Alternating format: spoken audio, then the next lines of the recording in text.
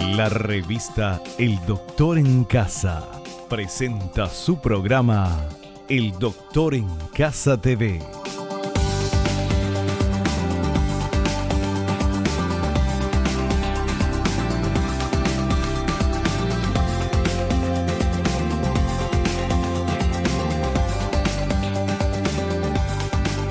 Con la conducción de Vivi Landó.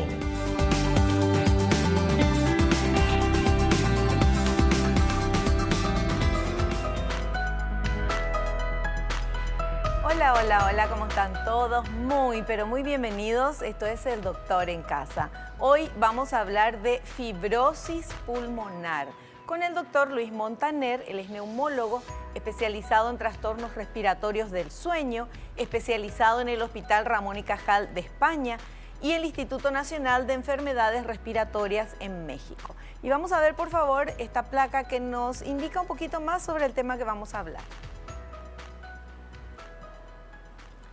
La fibrosis pulmonar es una patología que pertenece al grupo de las enfermedades pulmonares intersticiales difusas que engloban trastornos pulmonares en los cuales los tejidos pulmonares resultan inflamados y luego dañados. En la fibrosis pulmonar se produce una inflamación inicial. Luego, el tejido profundo de los pulmones va cicatrizando, volviéndose grueso y duro. Esto dificulta recuperar el aliento y es posible que la sangre no reciba suficiente oxígeno. Ese es el tema que vamos a hablar hoy aquí con nuestro invitado. En instantes nada más. Ahora quiero agradecer a las marcas y a las empresas que me están apoyando. Muchísimas gracias. Y hacer nuestro ejercicio de la gratitud, del agradecimiento, porque es de bien nacido ser agradecidos. Le agradecemos a Dios por el don de la vida, por el amor, por la salud, por la familia, por los amigos, por el trabajo, por los compañeros de trabajo. Siempre hay algo por lo cual agradecer y siempre tenemos que buscar ese lado bueno de la vida y de las personas, porque nos pone en el lado bueno y positivo. Y desde ese lugar comenzamos a hacer el programa. Sean todos bienvenidos. Hacemos un pequeño corte, recibo a nuestro invitado y enseguidita estamos de vuelta.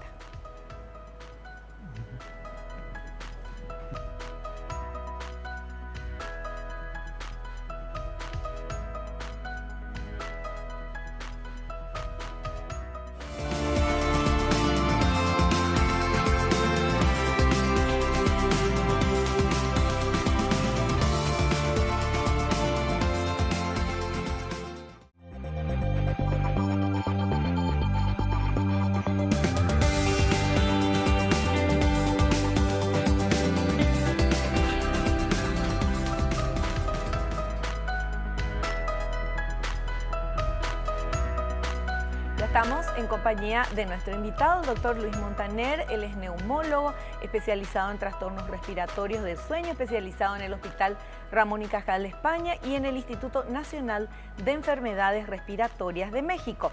¿Qué tal, doctor? Bienvenido. ¿Cómo está? ¿Qué tal, Vivi? ¿Cómo estás? Un placer realmente estar en tu programa nuevamente. Bueno, un placer tenerlo acá y hablar de este tema, fibrosis pulmonar. Y para los que no somos médicos, fibrosis es como cuando se endurece, por lo dice su nombre, ¿verdad? Se pone todo fibroso. Y eso quiere decir que el pulmón se vuelve fibroso. Así mismo.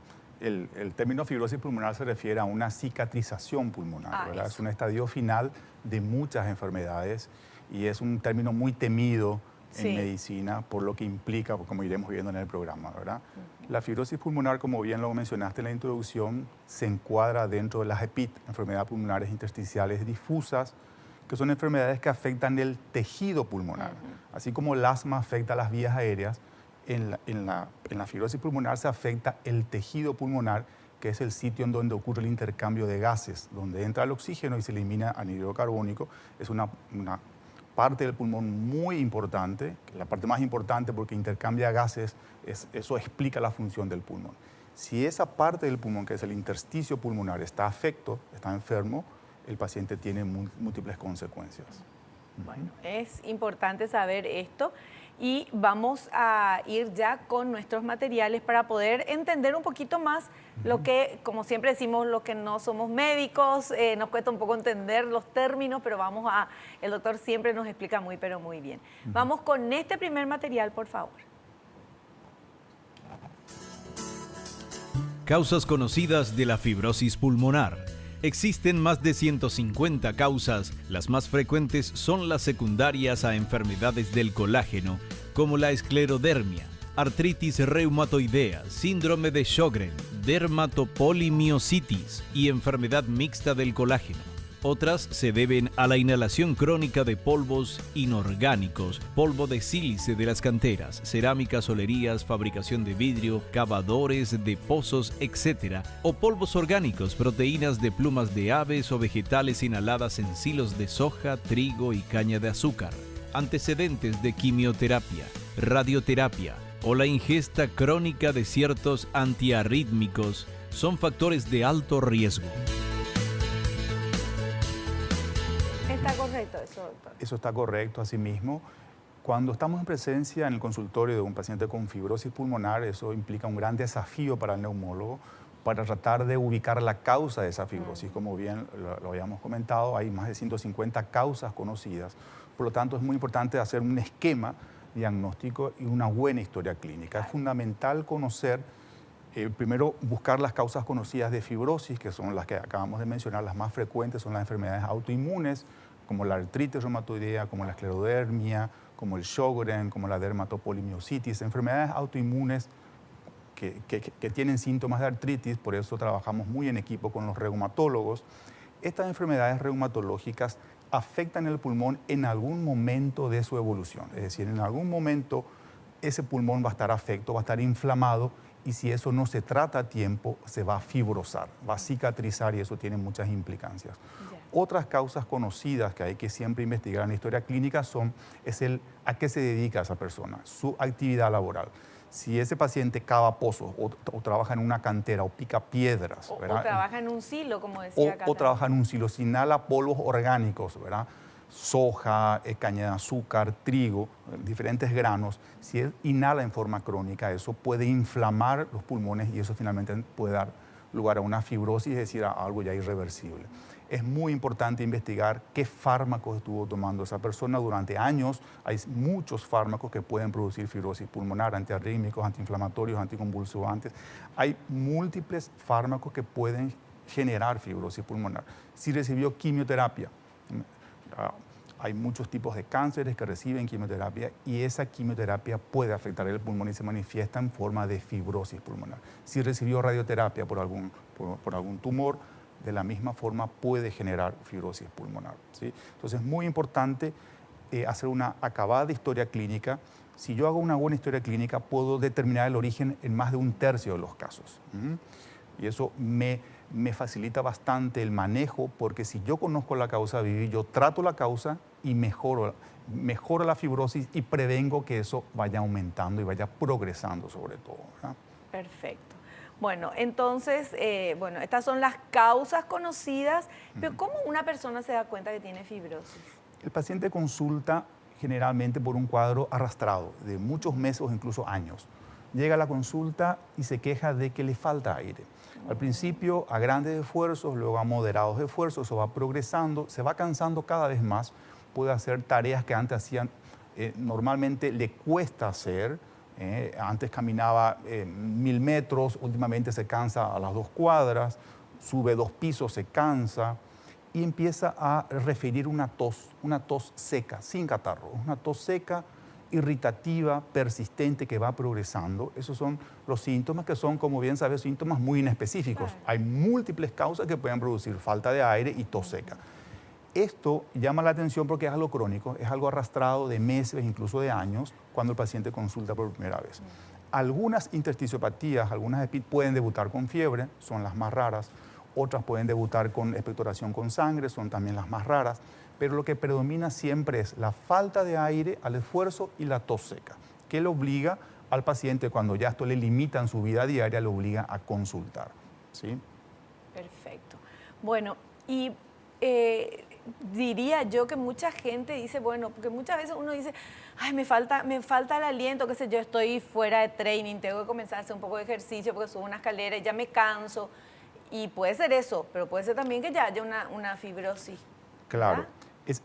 La primera consulta es muy importante porque le obliga al médico a hacer un screening, una serie de estudios de búsqueda, Y lo fundamental es el estudio de imagen. Es decir, una primera placa de tórax, de frente y perfil, puede hacer sospechar en una fibrosis pulmonar si vemos ciertas zonas nodulares o lineares o reticulares en forma de redecillas que nos hacen sospechar en una fibrosis pulmonar. Seguidamente, ya el especialista, el neumólogo, pasa a un estudio más profundo, una tomografía de tórax de alta resolución, una TACAR, y con eso podemos determinar en forma fina qué grado de afectación intersticial tiene ese pulmón y podemos incluso con determinados patrones radiológicos orientarnos hacia un diagnóstico de causal, hacia una etiología determinada. Por eso es muy importante el estudio de imagen. Lo que hace sospechar una fibrosis con el médico general es lo que te comentaba, la falta de aire, esa tos seca, y en una placa de tórax llama la atención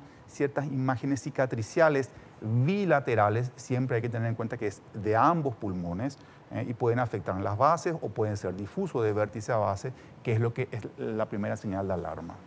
Perfecto. Bueno, tenemos otro material que vamos a ver, por favor.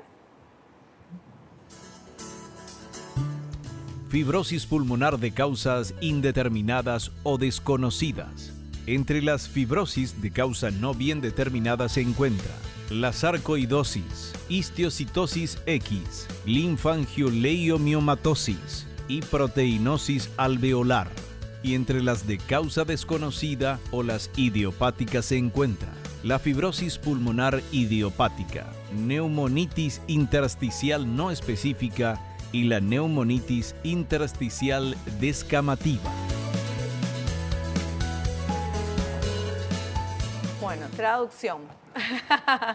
Bueno, una vez que yo en mi primera etapa, en la primera consulta, haya descartado en base a la historia clínica y algunos análisis que vamos a ir viendo en los bloques siguientes, tengo que investigar estas causas ya no bien determinadas, ¿verdad? Que son enfermedades más raras, como la sarcoidosis, como la histiocytosis X, como la linfangioleiomyomatosis, son enfermedades mucho más raras. Y si aún así, haciendo estudios específicos, buscando estas enfermedades indeterminadas, no llega a un diagnóstico, tengo que presumir que el paciente tiene una fibrosis pulmonar idiopática, es decir, una fibrosis de causa no determinada. En medicina le ponemos el rótulo de idiopática cuando no conocemos la causa, ¿sí? Y justamente las idiopáticas son las de peor pronóstico. Por eso es muy importante ir descartando primero las causas conocidas, que son más fácilmente tratables, que pueden ser reversibles si tomamos en estadios precoces. También las causas indeterminadas son más reversibles que finalmente llegar a las idiopáticas, que sí ya tienen un peor pronóstico. Sí. Perfecto. Muy bien. Nosotros ahora vamos a hacer un pequeño corte. A la vuelta continuamos charlando con el doctor Luis Montaner, neumólogo.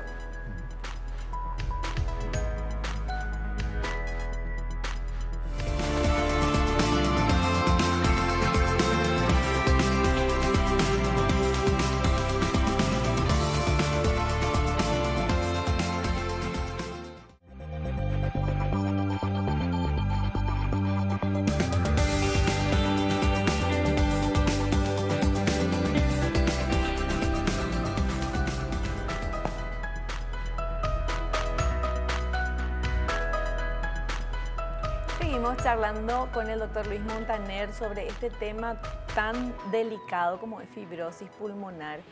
Y doctor, esta enfermedad va directamente, hace daño, además de la enfermedad y del pulmón, al estilo de vida y a la vida normal de la persona, porque le falta...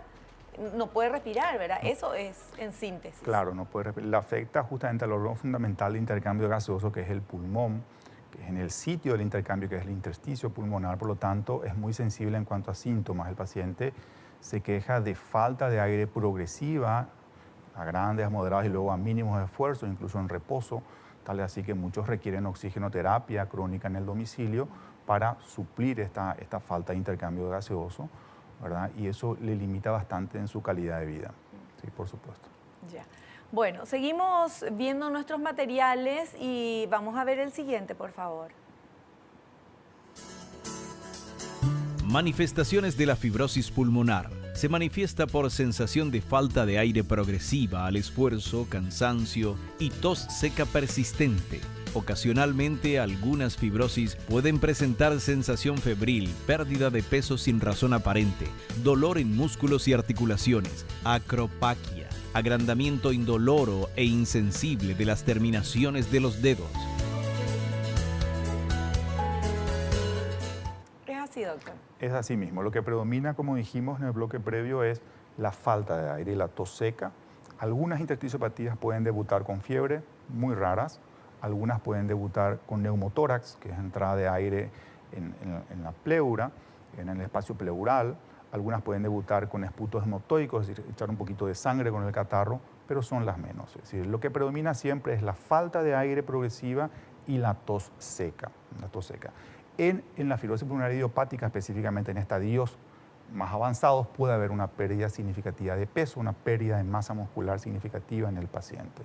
Es así mismo. Bueno, y qué, o sea, cuando veíamos que la fibrosis puede ser a causa de alguna enfermedad. Claro. Entonces, ¿qué hay que hacer? ¿Hay que tratar esa enfermedad y desaparece la fibrosis o cómo es la cosa? Así mismo. Si hacemos el diagnóstico precoz de una intersticiopatía, de una fibrosis incipiente, y buscamos una causa conocida, por ejemplo, una enfermedad del colágeno, una artritis reumatoidea, una esclerodermia, se inicia tratamiento específico para esa enfermedad reumatológica con fármacos específicos que lo hacemos en conjunto con los colegas reumatólogos y esa inflamación pulmonar inicial retrocede totalmente. De ahí la importancia del diagnóstico precoz y el tratamiento precoz para prevenir llegar a la cicatrización. La inflamación todavía no es fibrosis, no llega todavía a fibrosis. No está... Se llama, el nombre técnico es alveolitis pulmonar. Es una inflamación en el tejido pulmonar que precede a la fibrosis. Por eso es muy importante hacer el diagnóstico precoz en estos casos, porque es tratable y estamos previendo, estamos evitando la aparición de fibrosis pulmonar. Una vez que aparece la fibrosis, la persona se trata de lo que sea, pero esa fibrosis, esa cicatriz ya no sale, queda ahí. Exactamente. Como yo tengo una cicatriz en la piel, eso ya queda siempre, ¿verdad? Por eso es importante evitar llegar a la fibrosis tratando la inflamación que es la alveolitis pulmonar. ¿Sí? Pero si ya se llegó a la fibrosis y la persona ahí inicia el tratamiento, entonces lo que se va a hacer es impedir que eso tenga más fibrosis. Así mismo, evita la progresión y aparición de nueva fibrosis, pero la fibrosis que está ya queda irreversible, así mismo. Bueno, es así mismo. Perfecto. Importantísimo esto, porque no es que tomas una pastillita y desaparece la fibrosis, que es la cicatriz. La que ya está, ya está. Lo que hay que hacer es tratar de no llegar a eso o si ya tenés, de que no aumente, ¿verdad? Es decir, como en todos los casos de medicina, lo más importante es el diagnóstico precoz, un diagnóstico exacto de la causa, tratar esa causa y con eso desinflamamos ese pulmón y estamos previniendo la aparición de fibrosis pulmonar, que es lo irreversible, ¿verdad? Y eso es factible en muchas enfermedades. ¿Hay alguna edad que podemos decir, bueno, si a partir de los tantos años es más probable tener fibrosis o no tiene nada que ver? Sí, hay ciertos rangos etarios para que yo sospeche, como me digo en la primera consulta. Si viene un paciente mayor, varón, mayor a 60, 65 años, con una fibrosis de predominio en base, yo voy a pensar en una fibrosis pulmonar idiopática en primer lugar, ¿verdad? Buscando otras causas, por supuesto, conocidas. Si viene una mujer joven en edad fértil, con una enfermedad intersticial, voy a sospechar en una colágenopatía, en un lupus, en una artritis reumatoide, en una esclerodermia, ¿verdad? Si veo un paciente varón joven, voy a sospechar en una sarcoidosis. Hay ciertos rangos etarios que me orientan al diagnóstico, no me confirman, pero me orientan a sospechar en primer lugar en qué patología, ¿no? Perfecto. Bueno, nosotros tenemos otro material, ¿sí? A ver, por favor. Métodos de diagnóstico de la fibrosis pulmonar. Se sospecha por la falta de aire y tos progresiva con meses de evolución. La radiografía de tórax orienta al diagnóstico que luego debe ampliarse necesariamente a una tomografía axial computarizada de tórax de alta resolución, donde se podrá observar múltiples nódulos, líneas y zonas de bronquiectasias. En estados finales se observa el llamado pulmón en panal de abeja. ¿Cómo es eso, doctor? Es así mismo, es decir que, como habíamos dicho, la placa de tórax es el punto de partida por el cual el médico puede sospechar en fibrosis, luego debe avanzar a una tomografía de tórax de alta resolución. con lo cual voy a ver los detalles finos de la afectación intersticial pulmonar, nódulos, micronódulos, zonas reticulares y finalmente bronquiectasias de tracción y zonas de panalización. La zona de panalización es una zona de destrucción pulmonar, una fibrosis muy avanzada que predomina en las bases pulmonares, en donde ese pulmón no es funcionante. Es un pulmón totalmente cicatrizado, que no funciona adecuadamente y que se quiere complicar frecuentemente con infecciones, sobreinfecciones a nivel. Es un estadio final de la fibrosis, se llama panalización.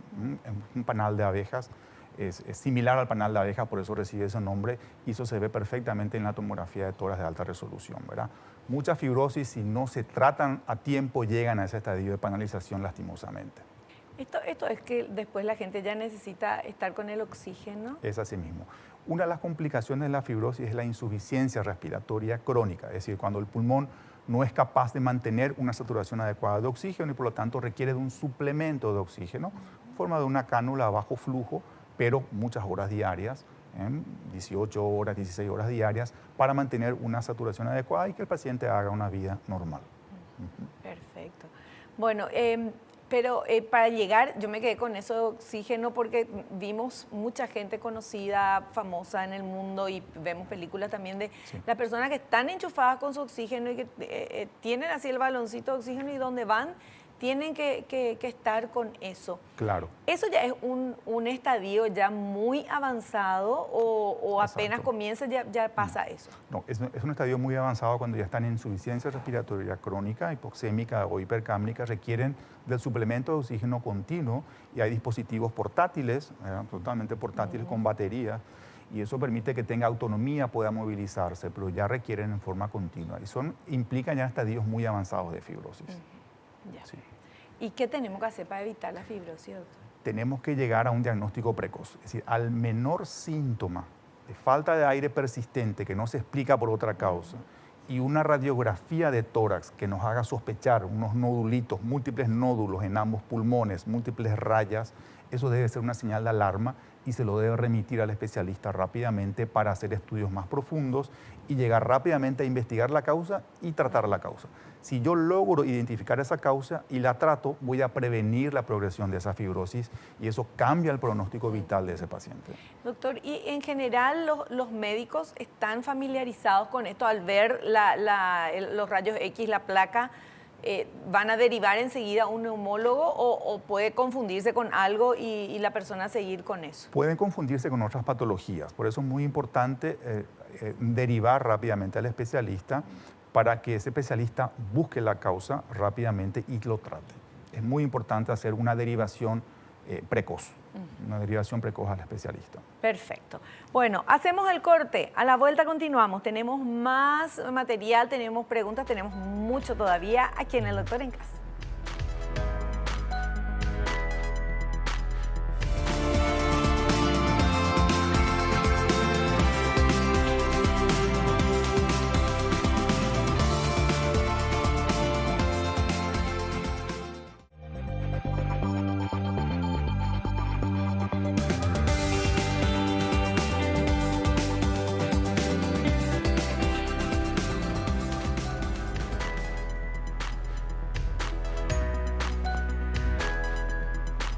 Seguimos charlando nuestro tema de hoy, fibrosis pulmonar. Hay varias clases, varias causas de la fibrosis, es lo que aprendimos hasta ahora.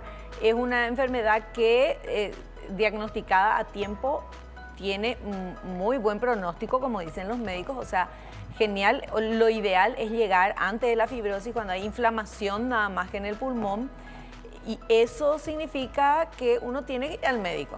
Así de claro, hay que tenés una tos seca, era doctor, ¿verdad? Tos seca, te falta un poco el aire, entonces andan más al médico, porque muchas veces uno dice, ay no, es un resfrío mal curado, qué sé yo, inventamos cosas nosotros con tal de no ir al médico y lo que hay que hacer es ir al profesional, porque ojalá no sea el caso, pero puede estar comenzando una inflamación que después puede derivar en esta fibrosis pulmonar. Y otra de las cosas que aprendimos hasta ahora en el programa es que la fibrosis es como una cicatriz y que esa cicatriz no se puede borrar. O sea, lo que se puede hacer es evitar que se fibrose, ¿cómo se dice? Así mismo, que aumente la fibrosis, que vaya progresando esa fibrosis. Claro. Así mismo. Bueno, todo eso nos enseñó el doctor Luis Montaner en esta primera parte del programa. Y ahora vamos con este siguiente material, por favor. Determinación de la causa de la fibrosis pulmonar. Puede sospecharse por los antecedentes clínicos personales si es portador de una enfermedad de colágeno, inhalación de polvos orgánicos o inorgánicos, ingesta crónica de ciertos fármacos, quimioterapia o radioterapia. Si los antecedentes no aportan suficiente información, se recurre al lavado broncoalveolar y biopsia transbronquial. Si no se logra el diagnóstico etiológico, se realiza una biopsia pulmonar por videotoracoscopía o mini-toracotomía. Dios mío, doctor. No entendí nada. Nada, sí. Lavado es lo único que entendí ahí. Sí, como dijimos, lo fundamental es la historia clínica, ¿verdad? Si yo logro conocer los antecedentes de ese paciente, si tiene una enfermedad autoinmune, dónde trabaja, qué fármaco tomó, si recibió quimioterapia, radioterapia, yo puedo orientar la causa. Si descarto cada una de esas causas conocidas, ya debo ser un poco más agresivo en la búsqueda y le someto a un procedimiento broncoscópico llamado lavado broncoalveolar, que es la instilación de suero fisiológico dentro de los alveolos pulmonares a través de un endoscopio respiratorio, llamamos fibrobroncoscopio, y recuperamos ese lavado y eso se analiza y eso orienta a la presencia de ciertas células y puede orientar a ciertas causas de fibrosis pulmonar. Pero eso con anestesia hacen, ¿verdad? Con anestesia, con sedación y con anestesia local. ¿Y le llenan de suero fisiológico? No, una cantidad mínima, son 150 ml de suero fisiológico y eso se recupera y se analiza qué tipo de células. Para ciertas intersticiopatías puede ser diagnóstico el lavado. También durante ese procedimiento se hace algo que se llama biopsia transbronquial, que es tomar una pequeña muestra de tejido y eso es muy útil para ciertos tipos de intersticiopatías como la sarcoidosis, por ejemplo, para la histocitosis X. Eso es un método diagnóstico importante y también me ayuda a descartar otras causas que pueden confundir con fibrosis, que no son fibrosis, como una tuberculosis miliar, por ejemplo, o como una linfangitis carcinomatosa. Ciertos cánceres pueden manifestarse como si fuesen fibrosis y son linfangitis carcinomatosas. Entonces, ese procedimiento endoscópico, que es la biopsia transbronquial, puede orientarme hacia esos otros diagnósticos y es muy útil porque eso ya confirma otro diagnóstico e inicia otro tratamiento específico. Y finalmente, si con la broncoscopía yo no logro el diagnóstico, debo avanzar a una biopsia pulmonar a cielo abierto, una mini toracotomía o una videotoracoscopía. ¿Eso qué es, doctor? Es un procedimiento ya quirúrgico que lo hace el cirujano de tórax, ya con anestesia general, por supuesto, en donde toma una muestra mucho más grande de tejido pulmonar y se analiza. Es lo que finalmente, con lo cual llegamos al diagnóstico definitivo de cuál es la causa de la fibrosis pulmonar, ¿verdad? Que siempre debemos llegar solamente si descartamos otras causas conocidas, es el último estadio en cuanto a métodos diagnósticos. Es el más exacto, pero es el más invasivo, por supuesto, ¿verdad? Con una biopsia pulmonar yo puedo confirmar si es una de causa conocida, puedo confirmar si es una idiopática, qué tipo de idiopática es, eso es muy importante para el pronóstico, porque hay varios subtipos de idiopáticas y eso tiene implicancia en el tratamiento. Por eso, en ciertos casos, en pacientes jóvenes, en los cuales no queda claro el diagnóstico, tenemos que llegar a una biopsia pulmonar para certificar la causa de esa fibrosis y orientar el tratamiento de esa fibrosis. ¿Y cómo es el tratamiento? Sé que me va a decir que dependiendo de la causa, pero ¿cómo es el tratamiento? ¿Con medicamentos nada más? Sí, ¿cómo? Con medicamentos. Por ejemplo, una enfermedad autoinmune, una artritis, una esclerodermia se trata con medicamentos vía oral, corticoides, otros inmunosupresores, múltiples inmunosupresores que se van combinando en dosis y se hace un seguimiento para ver la mejoría. Se trata la causa. Se trata la causa. O sea, la fibrosis no se puede tratar porque es una cicatriz. Así mismo. ¿Verdad? O sea, pero se trata la inflamación, Vivi, que es importante como hablábamos, porque no hay pura fibrosis, siempre hay zonas de inflamación y zonas de fibrosis, ¿verdad? Lo que tenemos que tratar es de salvar ese pulmón que está inflamado para que no avance a fibrosis. Claro, porque la inflamación después, si no se trata, se convierte en fibrosis. Así mismo. Entonces es fundamental tratar esa alveolitis pulmonar en el periodo inflamatorio, ser agresivo en el tratamiento con inmunosupresores, corticoides y otros fármacos para desinflamar totalmente ese pulmón y evitar que llegue a fibrosis. Así en las enfermedades autoinmunes, en las enfermedades laborales. Por ejemplo, un paciente que trabaja en un silo y que yo veo que tiene una neumonitis por hipersensibilidad, que es un tipo de fibrosis, yo tengo que recomendarle un cambio de ese sitio laboral por un periodo largo para que no se exponga a ese polvo orgánico. Puede recibir un tratamiento corto con corticoides, unos meses, y ese pulmón puede recuperarse, ¿verdad? La misma cosa, si es un paciente expuesto a un polvo inorgánico, un picador de una cantera que trabaja con granito en una cerámica, también debo recomendarle hacer una recomendación laboral para un cambio temporal de ese sitio de trabajo, porque si sigue inhalando ese polvo inorgánico, esa inflamación va a continuar. ¿Y si se pone un tapabocas, lo mismo inhala? Todas las medidas de protección, por supuesto, es decir, la exposición con mascarillas con filtro, ¿verdad? No exponerse a determinadas horas y unas mínimas horas necesarias, y en casos extremos cambiar el sitio de exposición porque esa inflamación va a continuar de lo contrario, ¿verdad? Así, en cada causa conocida yo tengo que tratar esa causa, ¿verdad? Y es factible que yo evite la progresión a fibrosis, que trate esa inflamación, esa alveolitis y que lo solucione.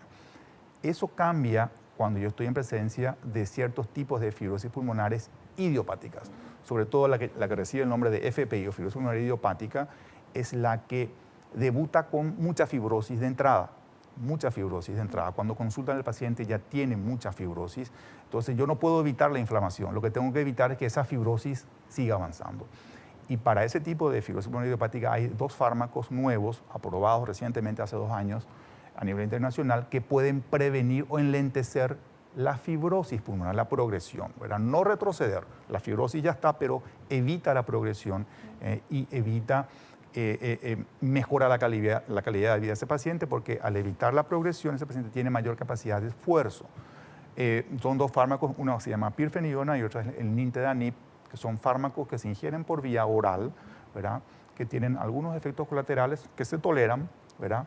Pero que pueden tener, es una esperanza para este grupo de pacientes con fibrosis pulmonar idiopática. Hay otras fibrosis pulmonares idiopáticas que tienen mejor pronóstico, que responden al tratamiento con inmunosupresores, con corticoides y otros inmunosupresores.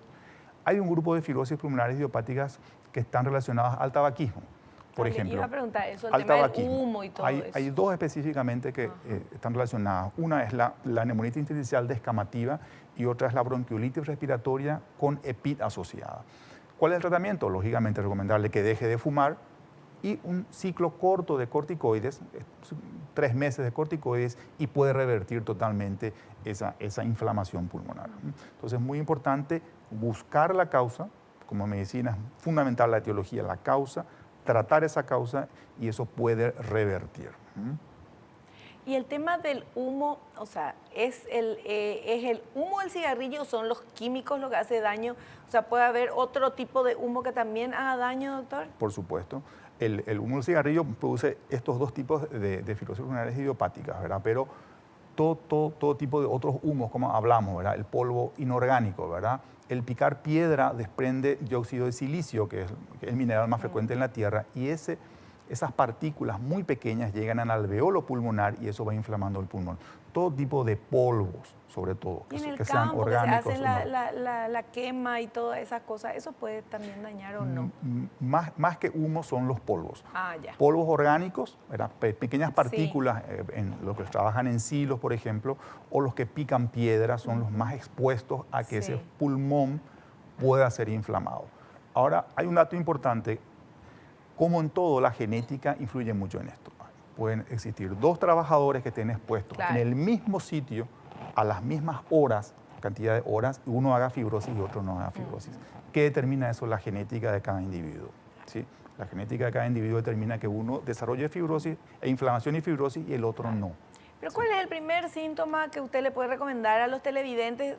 Decirle, bueno, anda al médico.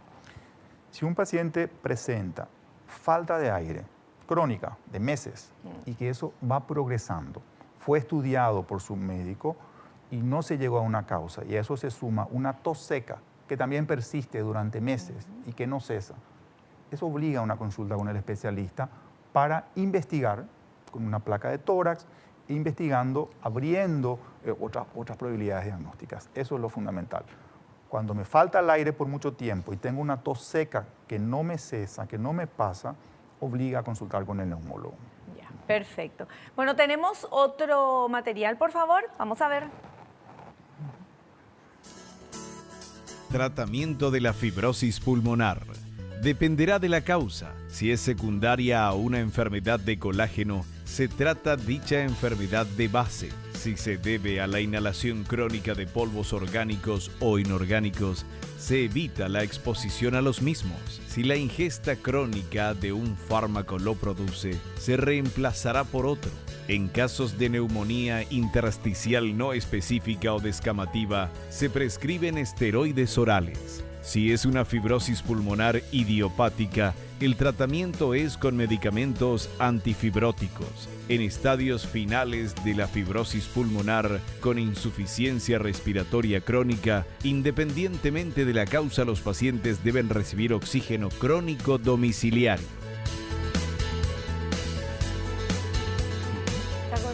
Está correcto. Asimismo, como dijimos, cada causa debe ser tratada.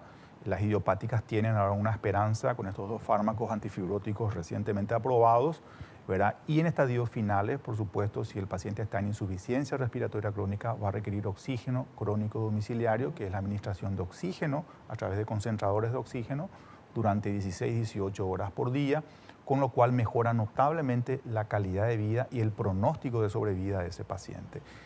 Algunas fibrosis, sobre todo la FPI, la fibrosis pulmonar idiopática en pacientes jóvenes, son pasibles de trasplante pulmonar, que es otra opción terapéutica en estadios muy avanzados. Sí. Bueno, es interesante pensar, o sea que yo digo a todos nuestros televidentes, yo también estoy pensando en este momento, que esa falta de aire, cuando en algún momento nos falta aire ya nos desesperamos. O sea, así es la vida de la persona que llega, no fue a consultar antes y ya se encuentra con una historia, una fibrosis que apenas puede respirar. O sea que la prevención, más que nunca tenemos que prevenir eso, y la mejor prevención es ir al médico, Claro. ¿verdad? Una consulta precoz puede descartar totalmente y orientar el diagnóstico a otra patología. Por eso es importante rápidamente, sobre todo si persisten los síntomas de falta de aire y de tos seca y que no se encuentra la causa, entonces hay que investigar rápidamente, ir a investigar una intersticiopatía para descartarla rápidamente para buscar otros diagnósticos. ¿Sí? Hay mucha fibrosis pulmonar en nuestro país, doctor. Hay mucha fibrosis pulmonar, sobre todo la secundaria a enfermedades autoinmunes, las enfermedades del colágeno, secundaria a las artritis, a la esclerodermia, al lupus, a la polidermatomiositis es muy frecuente. También vemos sarcoidosis, también vemos mucha fibrosis pulmonar idiopática, vemos mucha fibrosis. Pero esto es, por ejemplo, toda esta gente que tiene estas enfermedades, artritis y todo eso, si no se trata es que se deriva en fibrosis pulmonar, ¿verdad? Exacto. O sea, o una de las consecuencias que puede tener. Claro, las enfermedades reumatológicas pueden afectar múltiples órganos. Sí. Generalmente debutan con dolores articulares, ¿verdad? Sí. Pueden afectar el riñón, afectan el pulmón, que es un órgano blanco muy frecuente de las artritis, ¿verdad? Pueden afectar el cerebro, múltiples órganos, ¿verdad? Pero justamente el pulmón, si está afecto en una enfermedad reumatológica, eso cambia el pronóstico de esa enfermedad reumatológica. Claro. Por eso es muy importante hacer un chequeo respiratorio incipiente en el momento del diagnóstico de una artritis, porque eso me va a predecir el pronóstico de esa enfermedad. Perfecto, perfecto. Bueno, hacemos un pequeño corte. A la vuelta vamos a estar con las preguntas de ustedes, porque hay mucho que quieren saber.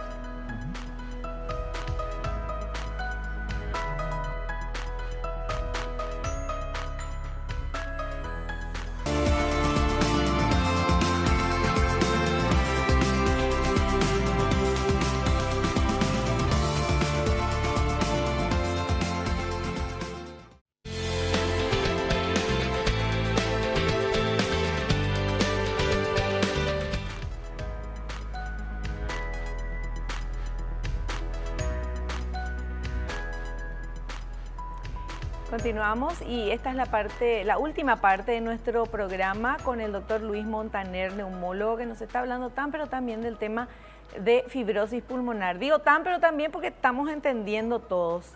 Pero hay muchas preguntas todavía para nuestro invitado y ustedes están participando a través de las redes sociales. Entonces, Vamos con esa primera consulta, por favor. A ver. Raúl de Encarnación dice, si la fibrosis pulmonar se diagnostica tempranamente, ¿se puede revertir la condición? Sí, efectivamente, como acabamos de decir, si yo determino una causa conocida, una causa tratable, si yo trato esa causa, una enfermedad reumatológica, por ejemplo, o una exposición laboral, yo puedo revertir el pronóstico y evitar la progresión de fibrosis. Es muy importante el diagnóstico precoz y la respuesta es sí. Yo puedo cambiar la historia de esa fibrosis si lo trato precozmente. Perfecto. Sí. Muy bien, vamos con la siguiente consulta.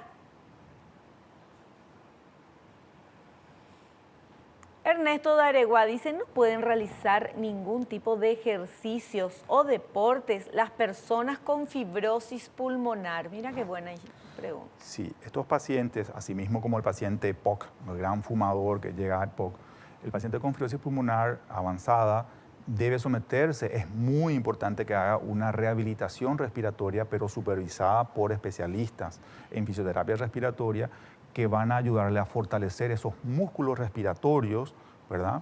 Y va a hacer que su calidad de vida mejore notablemente. Hay múltiples trabajos que hablan de la importancia de la rehabilitación respiratoria en pacientes con fibrosis, pero es un tipo de ejercicio bien determinado y controlado. Muchos de ellos con oxígeno. Ya, perfecto. Bueno, y tenemos otra consulta. A ver, por favor. Ana María de Villeta dice que otras enfermedades pueden afectar la evolución de la fibrosis pulmonar. Como dijimos, hay múltiples enfermedades que secundariamente afectan el pulmón. Las enfermedades reumatológicas son las más frecuentes, ¿verdad? Pero un paciente con fibrosis pulmonar idiopática pudo haber fumado toda su vida, por ejemplo, y puede tener dos enfermedades asociadas. Puede tener una fibrosis pulmonar idiopática avanzada y puede tener una EPOC, que es la enfermedad pulmonar obstructiva crónica, que es lo que se conocía antes como enfisema o bronquitis crónica. Y eso lógicamente empeora el pronóstico. Se potencian ambas enfermedades, por lo tanto, eso hace que sea un paciente mucho más grave en el manejo y en el tratamiento. Sí. Bueno, doctor, en la parte final del programa, ¿qué recomendaciones le da a nuestra teleaudiencia sobre todo esto que estuvimos hablando?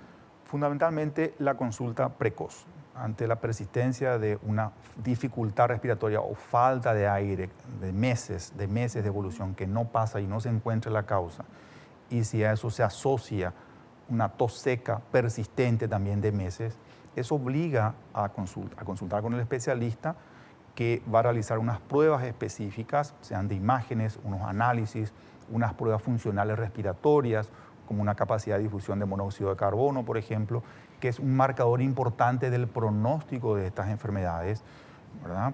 Y otras pruebas como volúmenes pulmonares, una espirometría.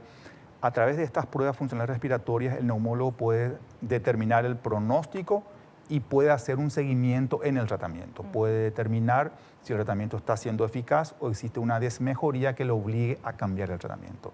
La conclusión es, una consulta precoz con el neumólogo puede evitar una mala calidad de vida y puede evitar mortalidad. Perfecto. Bueno, yo creo que súper claro todo. Nosotros le agradecemos, doctor, que esté acá con nosotros. Muchas gracias. Lo esperamos en un próximo programa. Y bueno, creo que entendimos. Hay que ir al médico. La consulta temprana puede salvarte la vida de este tema y de cualquier otro tema, otra afección que uno no puede ni sospechar que tiene. Hay que valorar la salud cuando se tiene y hay que cuidar esa salud también. Gracias, doctor. No, muchas gracias a ti, Vivi. Nosotros nos despedimos hasta el próximo programa, si Dios así lo permite. Espero que te haya gustado, que hayas aprendido. Como lo hicimos todos aquí, no te olvides lo que te digo siempre. Naciste para ser feliz, no te conformes con menos. Chao, chao.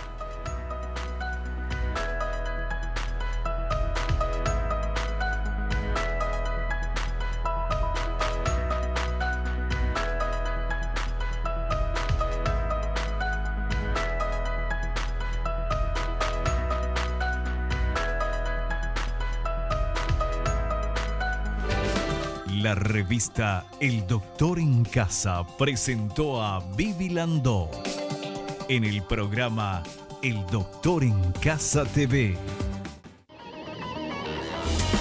Fue una realización de Alicante.